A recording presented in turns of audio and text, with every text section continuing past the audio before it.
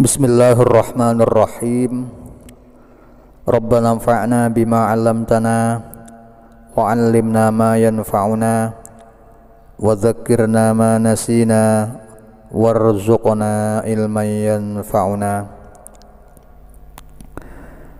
Berikut ini akan saya jelaskan tentang kasus yang akhir-akhir ini viral, ceramah di dalam gereja. Akan saya jelaskan dari sudut sejarah, kemudian dari pandangan fikih. Saya mulai dari segi sejarah.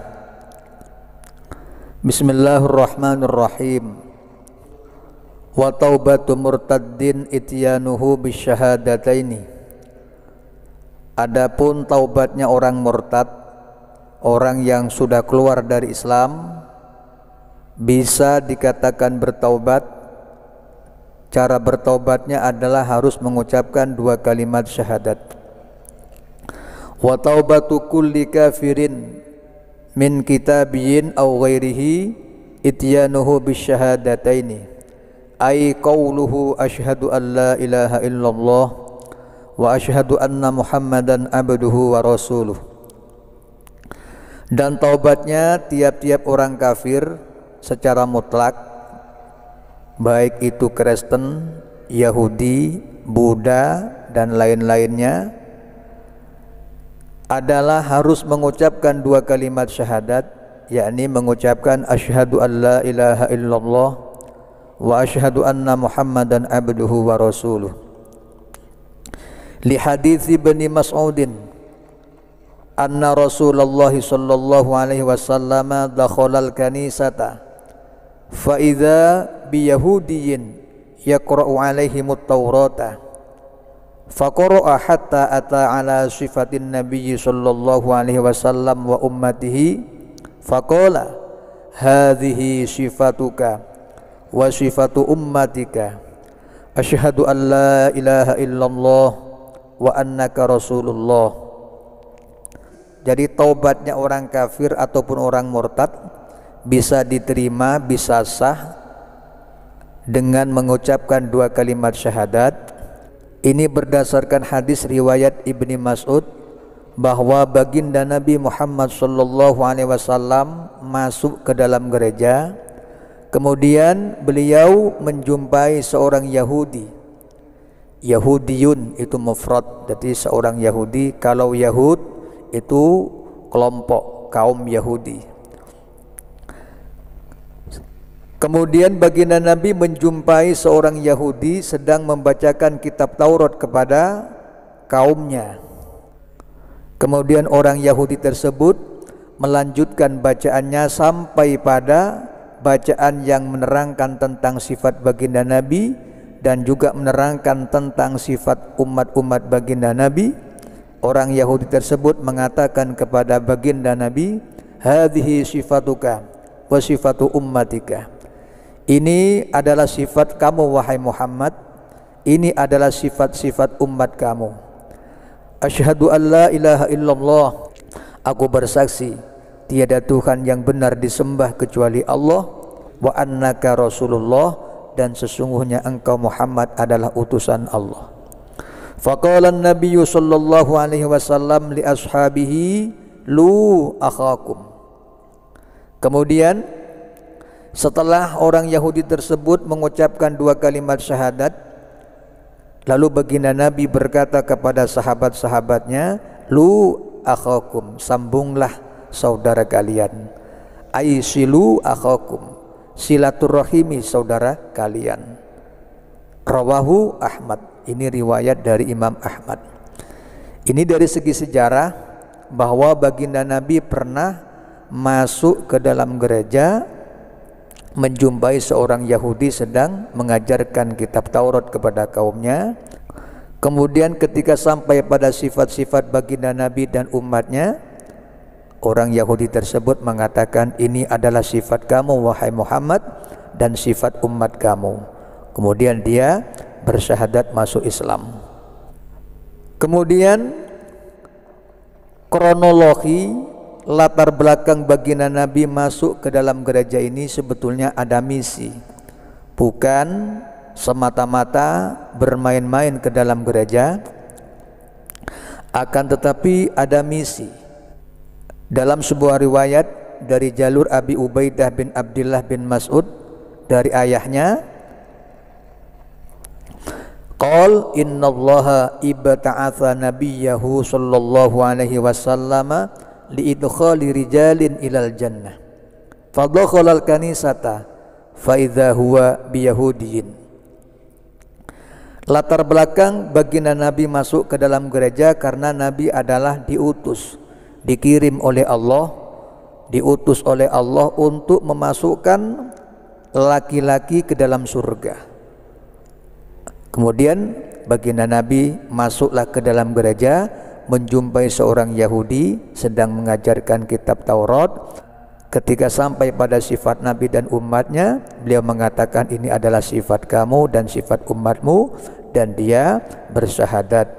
Lalu baginda Nabi mengatakan lu akhakum, sambunglah saudara kalian. Wa fihi lu akhakum badalusilu ala akhikum wa isnaduhu dhaifun kama fi ta'liq Ahmad Syakir alal Musnad. Ini sebenarnya isnadnya dhaif sebagaimana dalam ta'liq Imam Ahmad Syakir alal Musnad. Kemudian masih terkait dengan sejarah masuk gereja, di dalam kitab Ad-Durrul Mansur karya Imam Jalaluddin Abdurrahman bin Abu Bakar As-Suyuti ada sebuah penjelasan. Wa akhraja Ibnu Jarir anis Sadiyyi qala lamma kana li Umar ardun bi'a'lal Madinah ya'tiha wa kana mamarruhu ala madarisil yahud wa kana kullama marra dakhala alaihim fasami'a minhum wa innahu dakhala alaihim dhata yawmin faqala lahum anshudukum birrahman alladhi anzalat Taurata ala Musa bituri Saina'a atajiduna Muhammadan indakum qalu na'am inna najiduhu maktuban indana walakin sahibuhu minal malaikah alladhi ya'tihi bil wahyi Jibril wa Jibrilu aduuna wa huwa sahibu kulli azabin wa qitalin wa khasafin walau kana waliyuhu Mikaila la amanna bih fa inna Mikaila sahibu kulli rahmatin wa kulli ghaithin. Qala Umar fa aina makana Jibril minallah qalu Jibrilu an yaminihi wa Mikailu an yasarihi. Imam Ibnu Jarir meriwayatkan dari Imam As-Sadi, beliau mengatakan ketika Sayyidina Umar mempunyai tanah di dataran tinggi di daerah Madinah, beliau pernah mendatangi tanah tersebut, sedangkan jalan menuju tanah tersebut melewati gereja-gereja orang Yahudi. Wa kana kullama marra, dan setiap Sayyidina Umar melewati di gereja tersebut, Sayyidina Umar mendengar perkataan mereka. Dan Sayyidina Umar pernah masuk ke dalamnya di suatu hari. Lalu Sayyidina Umar berkata kepada mereka, anshudukum birrahmanil ladzi anzalat Taurah ala Musa bituri Saina'a. Kalian aku sumpah demi Allah, demi zat yang maha pemurah yang telah menurunkan kitab Taurat kepada Nabi Musa di gunung Tur Saina. Atajiduna Muhammadan indakum, apakah kalian menemukan keterangan Muhammad di dalam kitab kalian? Qalu, mereka berkata, na'am inna najiduhu maktuban indana, benar kami menemukan keterangan Muhammad tertulis di dalam kitab kami. Walakin sahibuhu minal malaikah alladhi yatihi bil wahyi Jibril.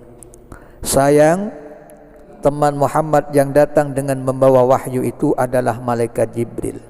Wa Jibrilu aduuna, sedangkan Jibril adalah musuh kami. Wa huwa sahibu kulli adzabin wa qitalin wa khosafin. Jibril itu adalah pembawa azab, pembawa peperangan, wa khosafin dan gempa. Walau kana waliyuhu Mikaila la amanna bih. Seandainya teman dari Muhammad itu malaikat Mikail, niscaya aku iman kepadanya. Fa inna Mikaila sahibu kulli rahmatin wa kulli ghaithin. Karena malaikat Mikail adalah malaikat pembawa tiap-tiap rahmat dan hujan. Ini segi sejarah. Kemudian dari segi fikih, di dalam kitab Hasyiatur Raud dari kalangan madhab Hambali dijelaskan, wal madhabu alladzi nassa alaihi ammatul ashab karahatu dukhulil kanisatil musawwarah. Adapun pendapat yang dipilih, pendapat yang kuat yang telah dinas oleh mayoritas kalangan madhab Hambali, mengatakan makruh masuk gereja yang di sana terdapat gambar atau patung. Sedangkan sholat di dalam gereja dan di dalam tempat-tempat yang terdapat gambar sangat dimakruhkan. Wa hadza huwa shawab alladzi la raiba fihi wala syakka. Ini adalah pendapat yang benar yang tidak ada keraguan dan kebimbangan. Kemudian di dalam kitab Masailul Imam Ahmad dijelaskan, saya langsung ke poinnya, wallahiru kalami ba'dil ashabi yahrumu dukhulul kanisati inda wujudis suwar. Diambil dari zahirnya kalam, dawuh, komentar dari sebagian ashabul Hanabilah atau ulama-ulama dalam madhab Hambali. Secara zahir kalam dari sebagian para ulama madhab Hambali menyimpulkan bahwa hukumnya haram masuk gereja ketika di dalamnya terdapat gambar-gambar semacam patung. Jadi kesimpulannya, ini terdapat khilaf masuk ke dalam gereja yang di dalamnya terdapat patung. Ini ada yang mengatakan haram, kemudian ada pula yang mengatakan hukumnya makruh. Apakah makruh tahrim atau makruh tanzih? Kemudian bagaimana sikap kita di dalam mengambil kesimpulan dari sebuah kasus di mana kasus tersebut terdapat khilaf? Ada yang mengatakan haram, ada yang mengatakan makruh. Di dalam kitab I'anatul Talibin diberikan cara untuk mengambil kesimpulan ketika terdapat khilaf antara makruh, antara boleh dan tidak boleh. Di dalam kitab I'anatul Talibin juz 2 halaman 98 dijelaskan, Bismillahirrahmanirrahim, wa qad sarrahu bi annal khilafa fil wujubi yaqtadi karahatat tarki fa huwa fil hurmati yaqtadi karahatal fi'li. Kesimpulannya bahwa apabila ada khilaf di dalam masalah wajib, artinya ada yang mengatakan wajib, ada yang mengatakan tidak, maka kesimpulan hukumnya adalah yaqtadi karahatat tarki. Hukumnya makruh meninggalkannya. Kalau khilafnya itu antara wajib dan tidak, maka yang bagus dikerjakan dan makruh bila ditinggalkan. Fahuwa fil hurmati yaqtadi karahatal fi'li. Jika khilafnya itu adalah masalah haram, yang satu mengatakan haram, yang satu mengatakan tidak haram. Seperti kasus masuk gereja di mana ada yang mengatakan makruh masuk ke dalamnya, ada yang mengatakan haram, maka kesimpulannya adalah yaqtadi karahatal fi'li, yakni makruh melakukannya, yakni makruh masuk ke dalam gereja. Kemudian bagaimana kita menyikapi kasus yang viral di mana banyak yang menentang, ada pula yang mendukung orang berceramah di dalam gereja. Saya kira kalau tidak ada misi-misi tertentu yang dapat menguntungkan pada Islam, sebaiknya jangan masuk. Tapi kalau ada misi-misi yang bisa menguntungkan kepada Islam, demikian, semoga bermanfaat. Kemudian kritik dan saran dari kalian adalah merupakan emas berlian yang senantiasa kurindukan.